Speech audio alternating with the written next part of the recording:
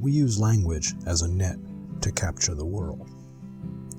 We think we capture the world with our words, but what we capture is our symbols for the world. Most of the world slips through, but we don't see this.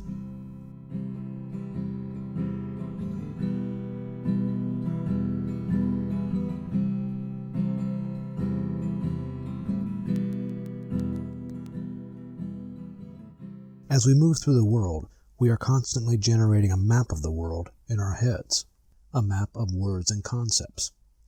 We attach a symbol to every phenomena we encounter, a word. This allows us to move very efficiently through the world. A tree is a tree, a store is a store, a rose is a rose. The heavy lifting is already done for us. We don't have to encounter the world itself anymore. But this comes at a cost.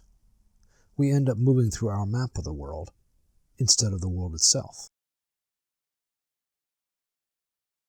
As we move through the world, the river of thoughts that's always going on in our heads is entirely made up of words and concepts. It is entirely linguistic. So as we think these thoughts, without realizing it, we are following linguistic syntax. This means that we are always thinking about the world and framing it in terms of linguistic rules. There are subjects and objects. He did this to me. The tree is in the yard. The bird is flying away. So the problem is this. If there are distortions or inaccuracies in how language presents the world to us, we won't notice these inaccuracies or distortions. This wouldn't be so bad, perhaps, but as we will see, there are some very serious inaccuracies in how language communicates the world. And since every thought we have about the world happens in words and syntax, all these inaccuracies and distortions creep into the way we experience being alive.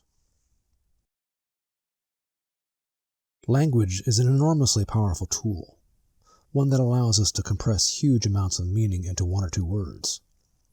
Think, for example, of the phrase global warming or selfie.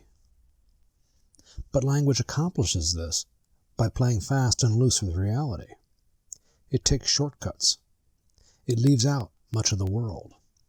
It distorts much of the world.